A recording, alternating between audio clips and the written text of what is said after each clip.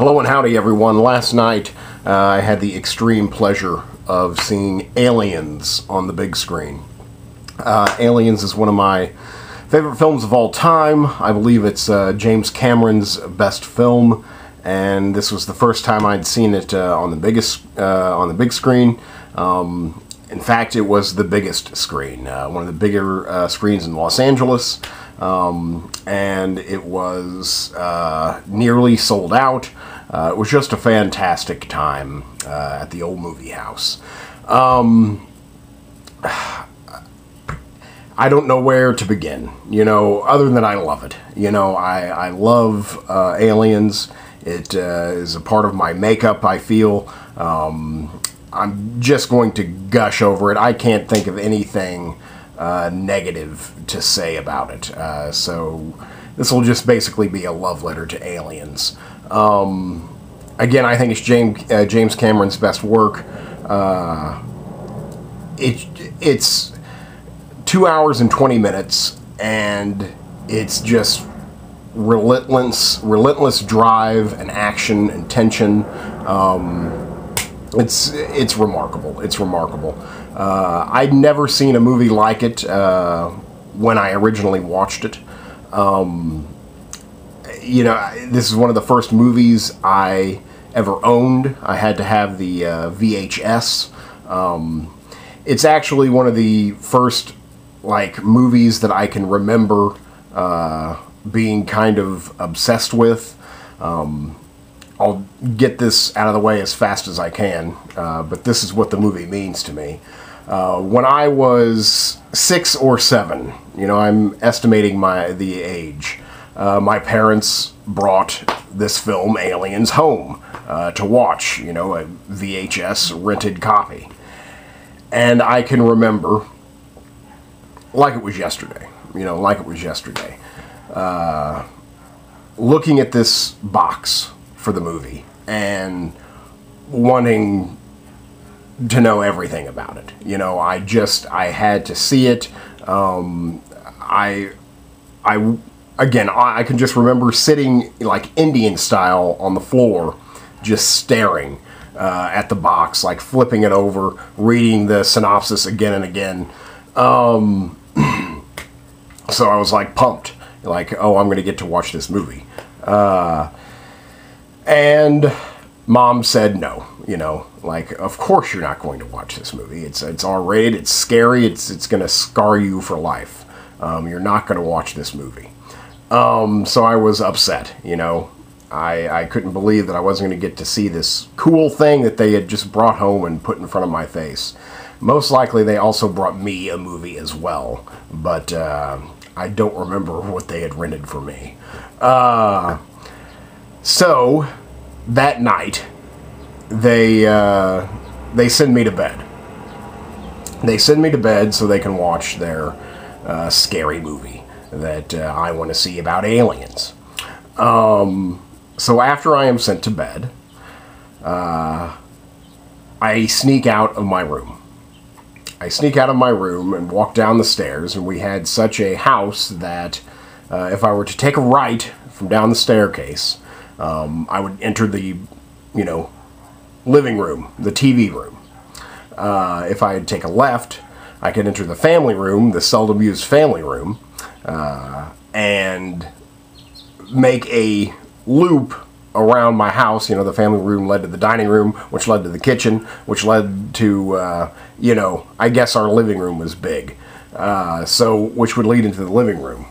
So I had snuck out of my room and had snuck around to the back of the living room to where I could watch TV. I military crawled, on your belly using your elbows.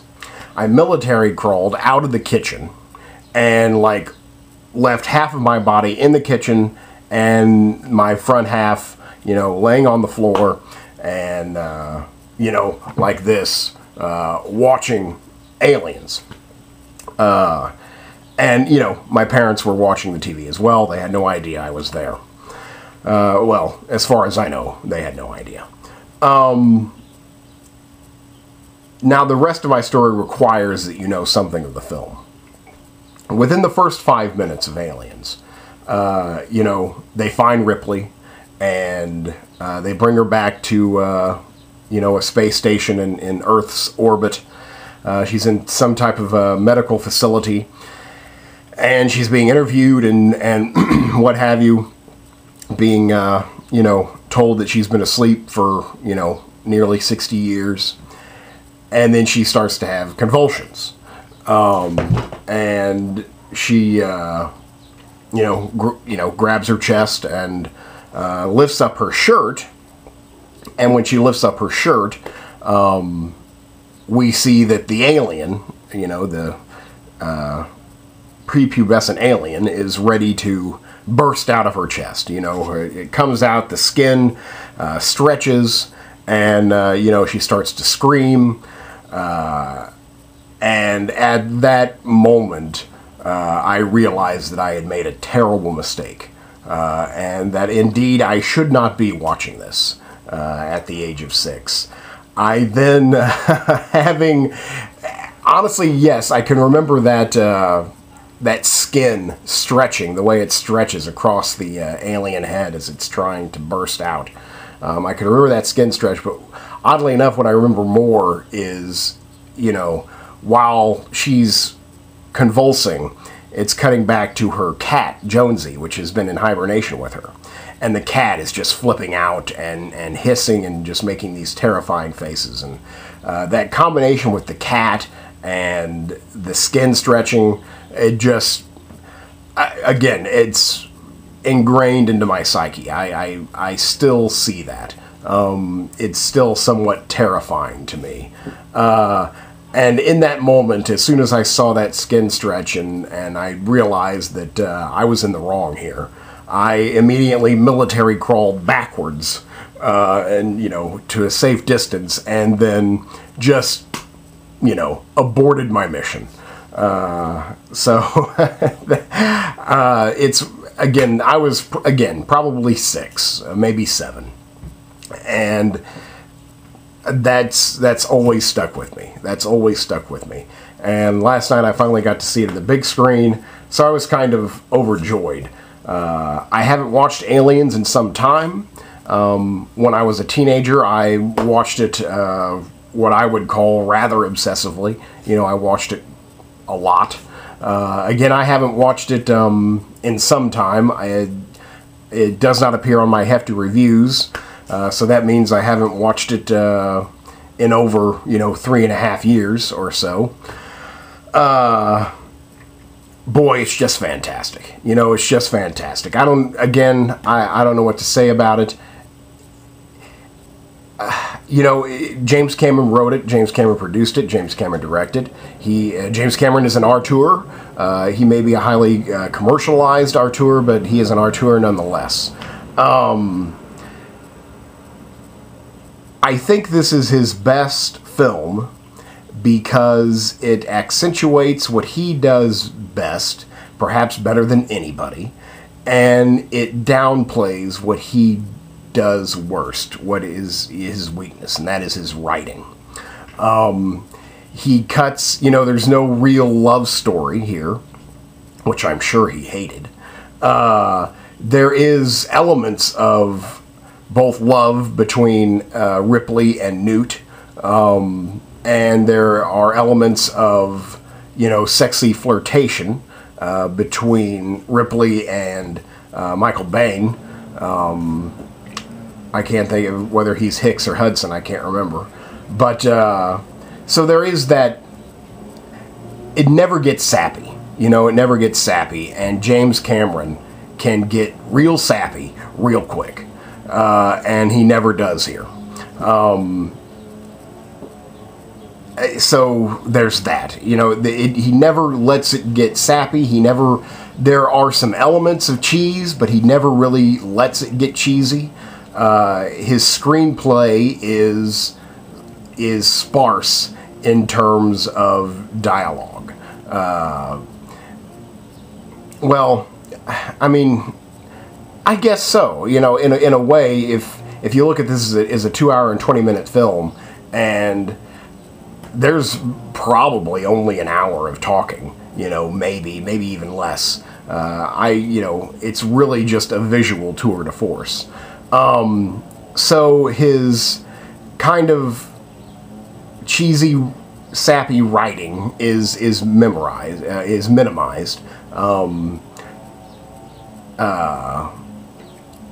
And again, the visuals, he's just an amazing visual storyteller. You know, it just runs so smoothly. It really amazed me last night that, and maybe something that I never noticed before or couldn't appreciate before, but he packs so much information about the situation that they're in into the frame. If you wanted to know something about the climate of where they're at, the building layout of where they're at, how many characters are involved, what ammunition they have, how much ammunition they have, just all of these tiny details that immerse you in a world are right there on the frame. And you don't have to wonder about it. There's no, what is the word, conjecture? There's no assumption.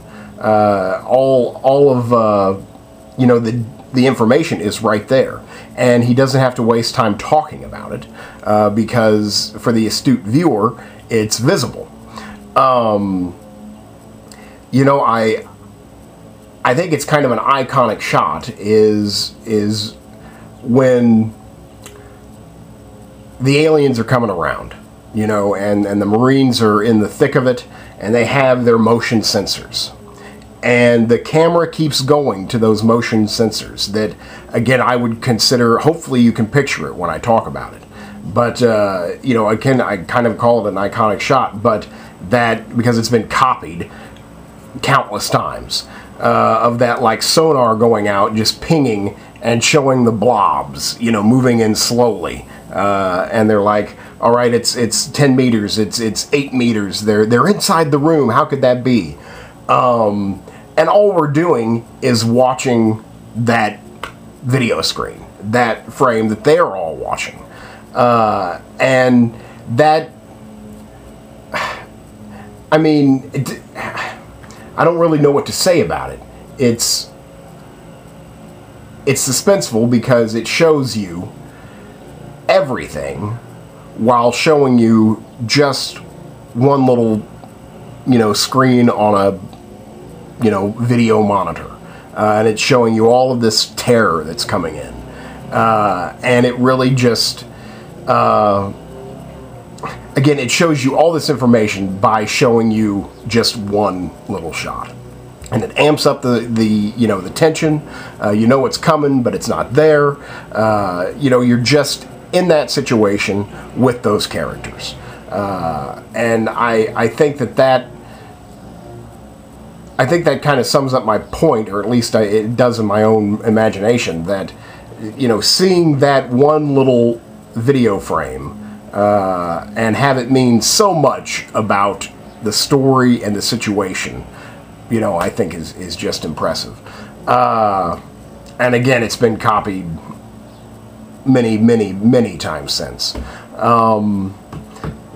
The special effects, I thought, aged very nicely. About the presentation, this was a digital presentation. This is not 35 millimeter.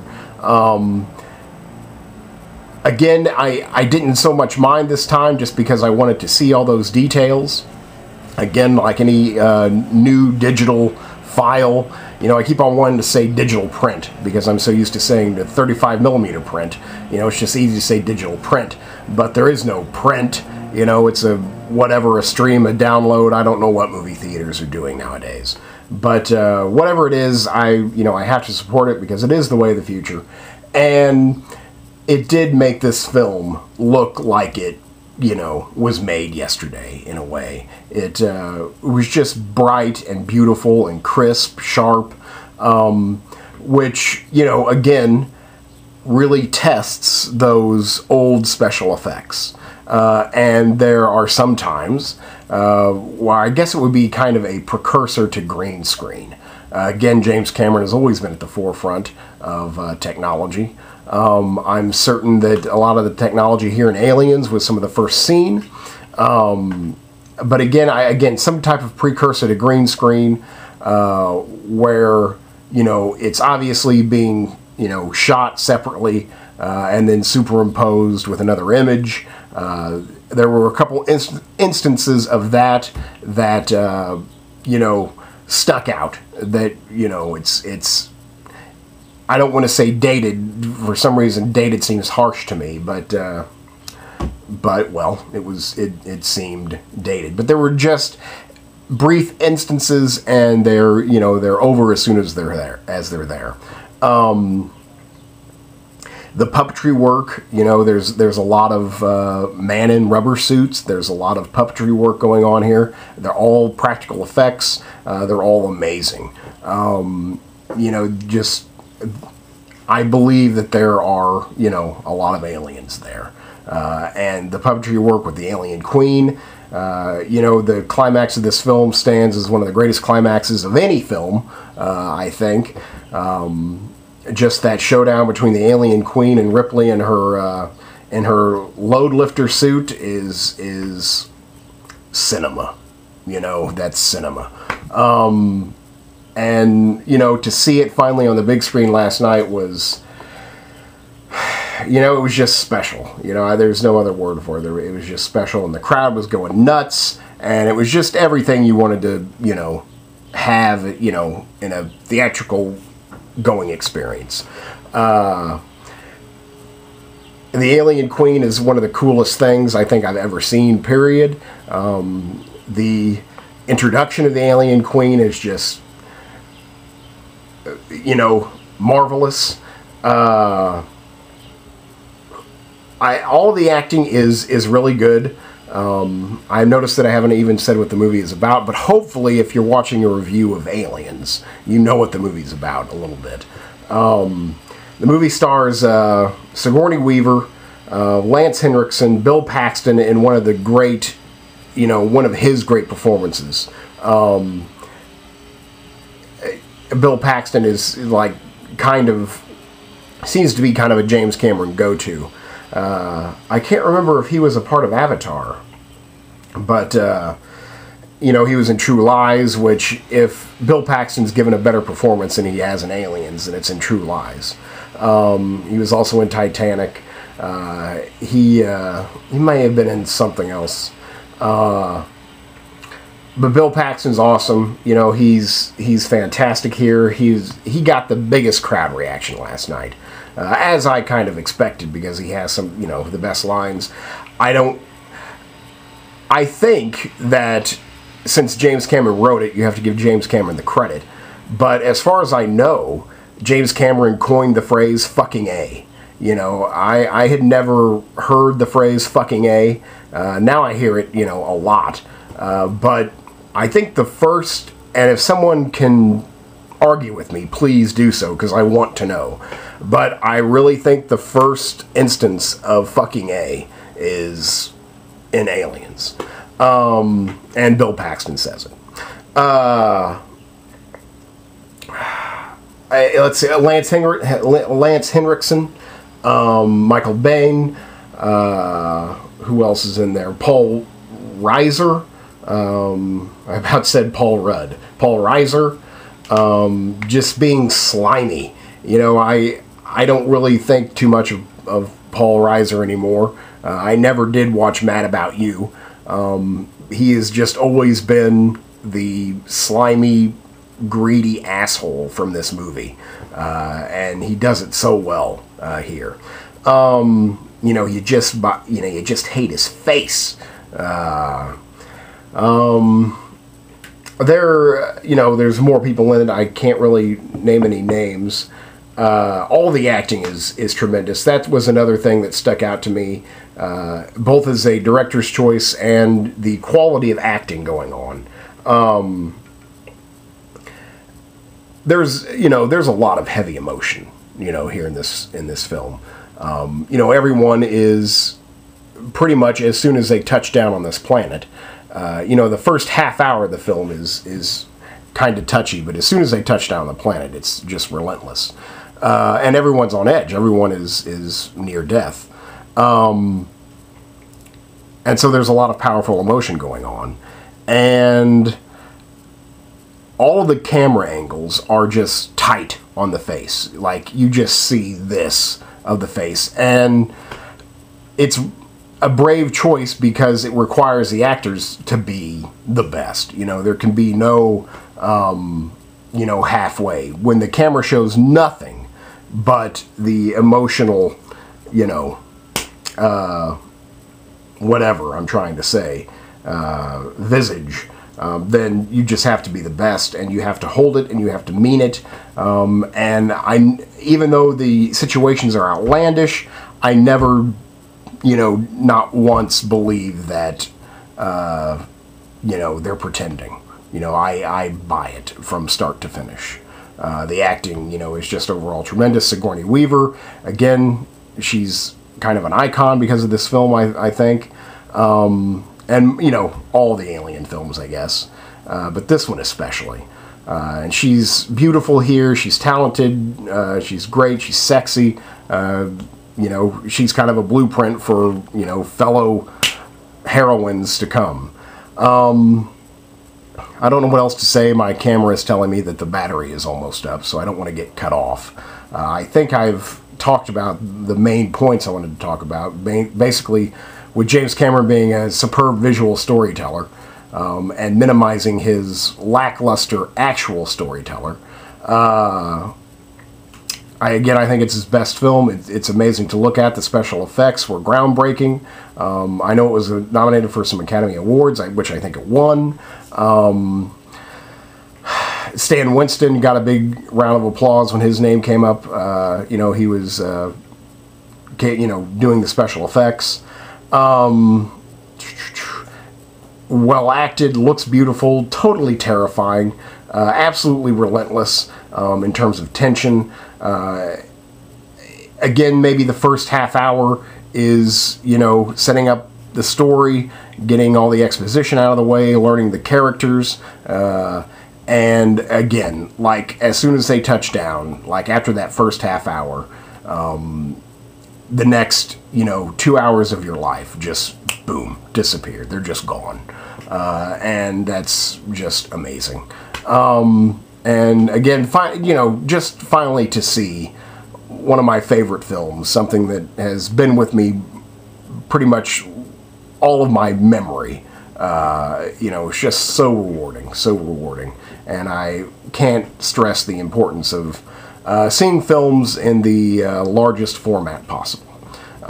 That is, you know, how they're intended to be seen. The sound was amazing. You know, there's a lot of gunfire, a lot of screaming aliens, a lot of explosions.